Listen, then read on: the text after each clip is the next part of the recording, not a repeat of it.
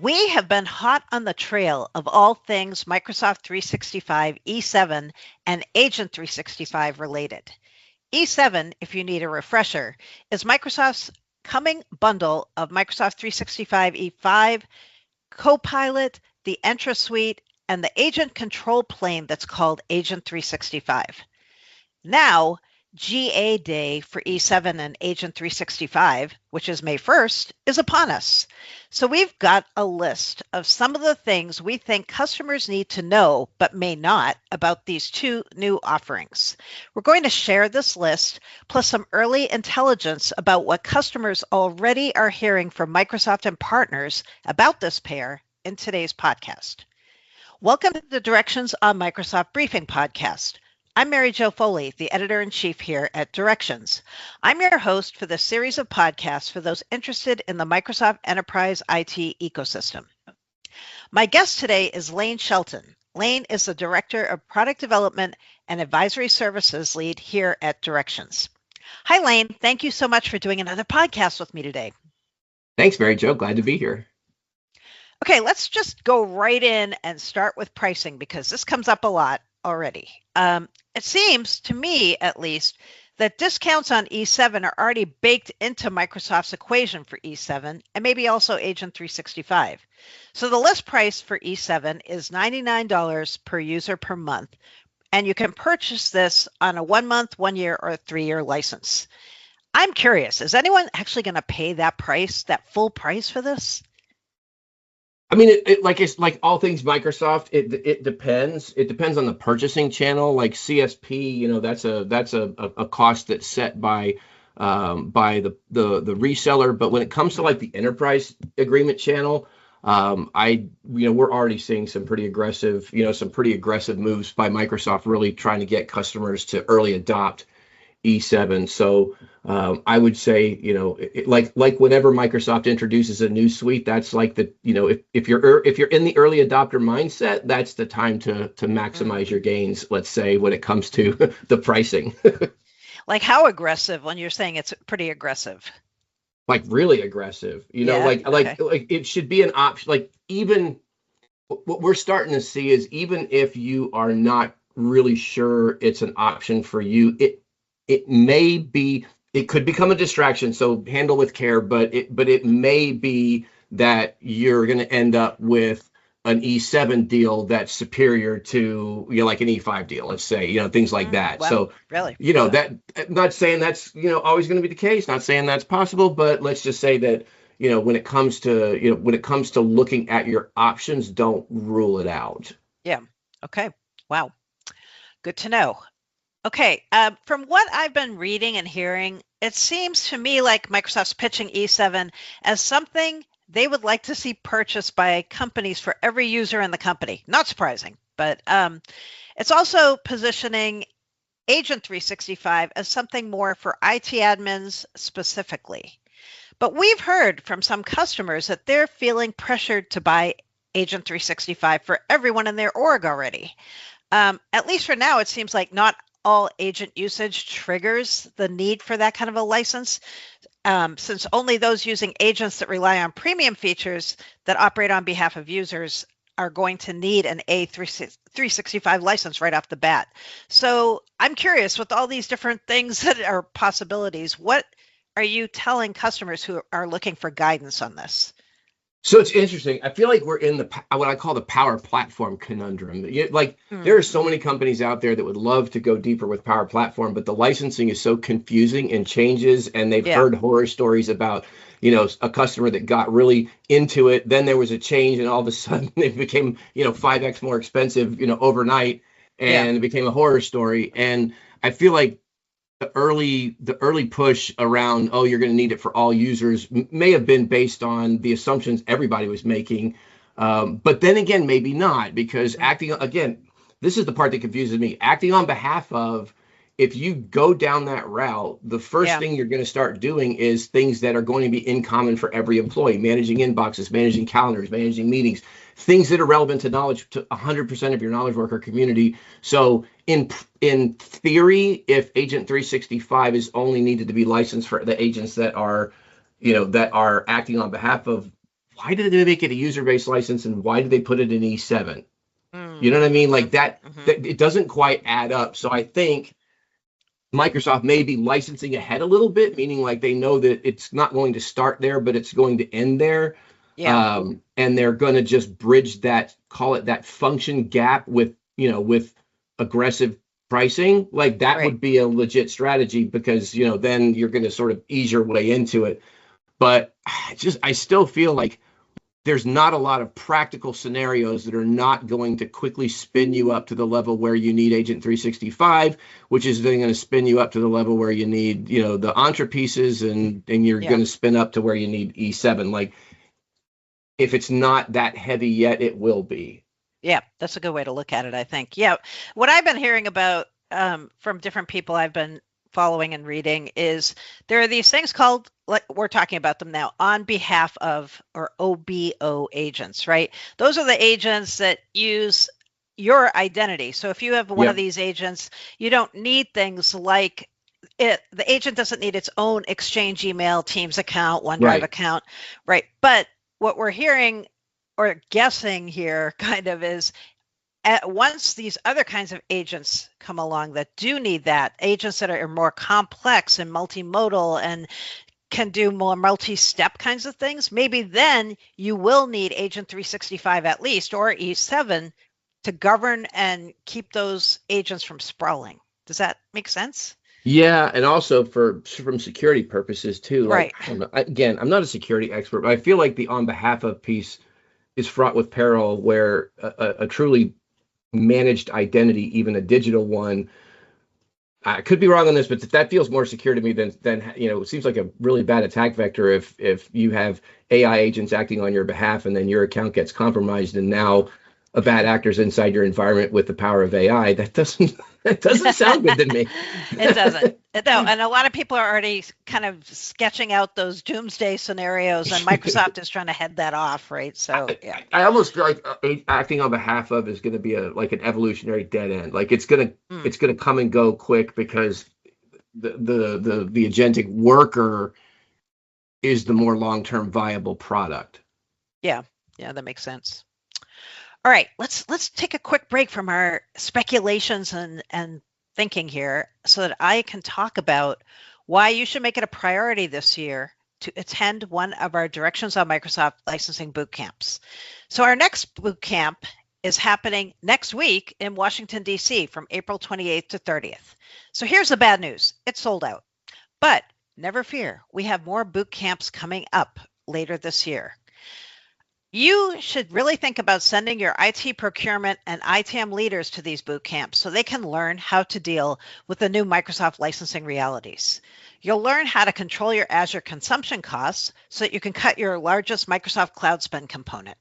We'll help you master the strict licensing rules for high-cost products like Copilot and Microsoft 365 add-ons to ensure that compliance and maximizing of organizational ROI without overbuying is how you operate. And we'll help you craft a tailored framework for your next renewal strategy to help secure concessions that will offset lost volume discounts. To secure your spots for one of these upcoming boot camps today, go to directionsonmicrosoft.com/training. You'll get to talk to our Directions licensing experts like Lane at these boot camps.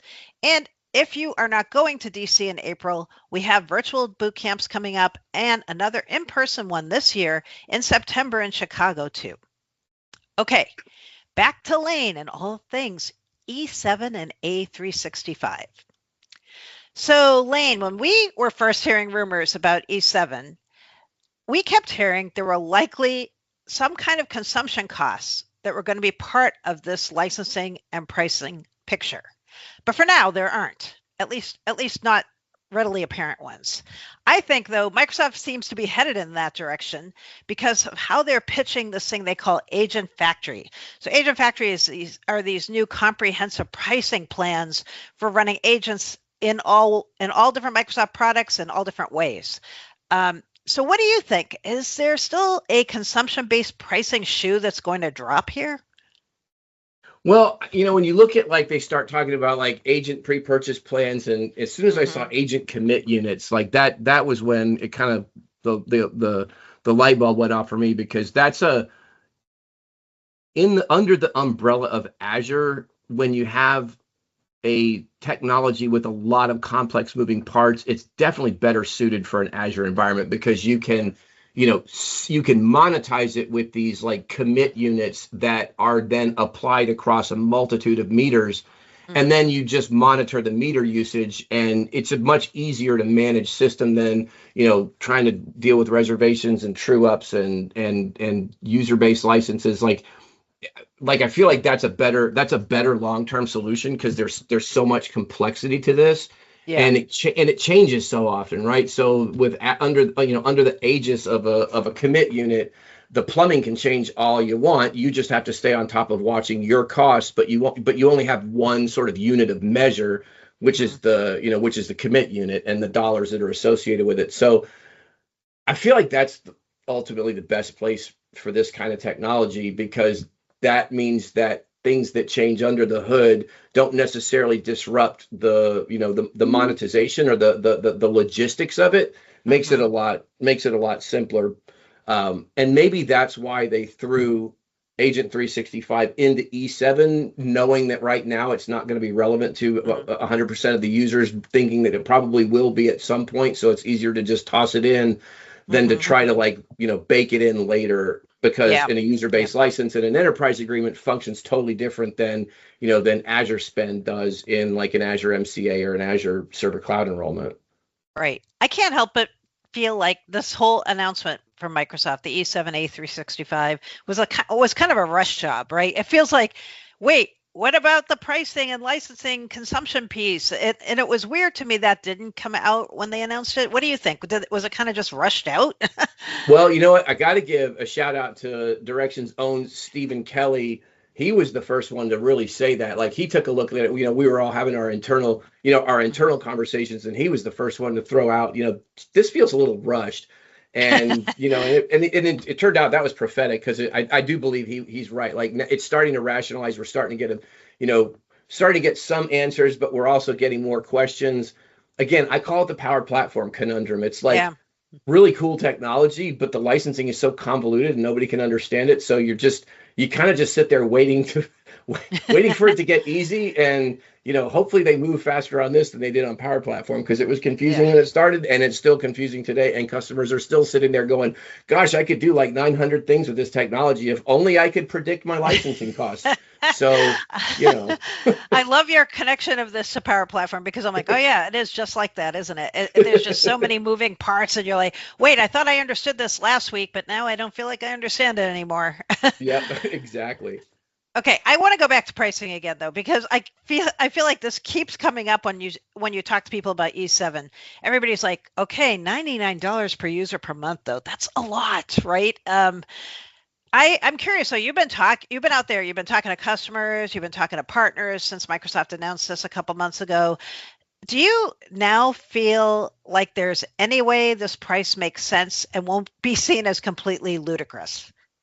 I'm actually running into some customers now that are not running away from it, but at the same time, they also know that if they did go in, they'd be on the early adopter train, which they know that that's going to play a big role in what they ultimately pay for the technology. So, but that being said, I was very dismissive of it in the early phases, but I've run into enough customers now that are further down the AI train, and they have a vision that they see with Microsoft's stack, and so it doesn't seem like ridiculous to them, but also it's colored by the fact that they know that they're going to be driving a hard bargain because they're early adopters. But yeah, it's not a wholesale retreat from it, or some customers absolutely dismissive because they're not there yet, and they're not even close to being there yet. And there's something to be said for, like, when you look at the power of these different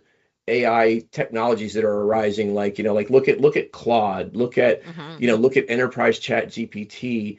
In some ways, some pundits would tell you Microsoft's falling behind in this race. The power of some of these technologies is just off the charts when it comes to enhancing the abilities and the capabilities of a knowledge worker, right? Mm-hmm. So, companies what I would encourage companies that are thinking about early adoption is be very wary of count lock-ins. Microsoft loves to do that thing where they give you a great deal on something. They're like, but you can't reduce your counts below a certain amount for the life of the contract.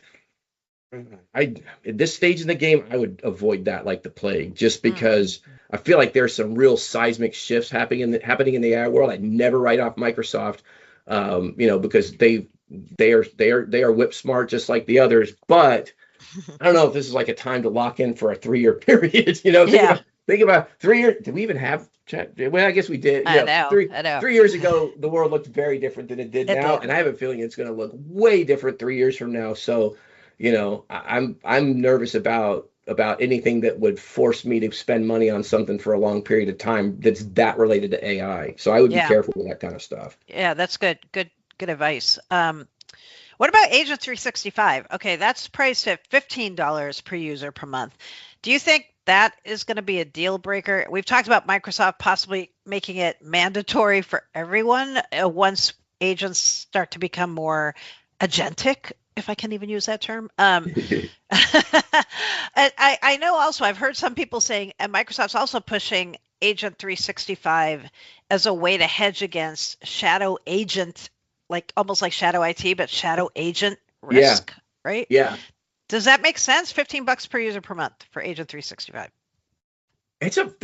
I'm genuinely I'm genuinely confused on that one, because if it's limited on what you have to purchase, then maybe. But the problem is, why would they have thrown it into the E7 suite then? Right. Like if ultimately it wasn't something where it's like, okay, it's the equivalent of the Azure of the AI commit unit. Like, we're going to have it in E7 because not everybody necessarily is going to need it, but eventually they will. And we'd rather you pay now, get it into your budget flow now, than to be where, okay, I pay this now, but then now later I need this add-on, and later I need this add-on. We know from the last 5 years, customers hate that. They hate paying for, remember E5, like E5, Intune Suite. Nope, that's not in there. Copilot. Nope, that's not in there. Like, customers don't like spending these big monies on these big suites and then later feeling like they're getting nickeled and dimed on the add-ons. So I think maybe Microsoft was taking a playbook and being like, let's just rip the Band-Aid off, get it in there, and then you'll thank us later. But that being said, so en masse at $15. Probably not, but as a limited thing, yes. But then I don't think it's going to stay limited for long. I agree. I feel like they definitely are planning ahead with this one. Yeah, because think about it, they can always bridge that gap. By reducing the price. You know what I'm saying? Like that's the lever they have to make up for any technology gaps in the stack. And the mechanics of customers that are coming up on these renewals with these giant fiscal cliffs because there's no more volume discounts. The discounts they got on E5 have expired. There's been price increases. Like, it does set up a scenario where E7 could become the path of least resistance under the right circumstances. Like, that is a major setup. We're already seeing that right now, even in weird places where you wouldn't expect it to pop up. Oh, there it is. So I don't think they did that on purpose, but it's being set up to where E7 could look viable, when you're dealing with in the context of these big EA renewals. Okay. I am going to let us end on that note because that's perfect. Thank you so much, Lane, for your perspective. It's always really good to hear what you're hearing out there talking to customers and partners, so I appreciate it. Always happy to help. Thanks. I want to remind our listeners they can find lots more coverage of all things Microsoft related on directionsonmicrosoft.com. Thank you so much for listening. If you have questions, comments, or any topics you would like to hear the Directions analysts cover in one of these podcasts, please do not hesitate to contact me via X or Blue Sky.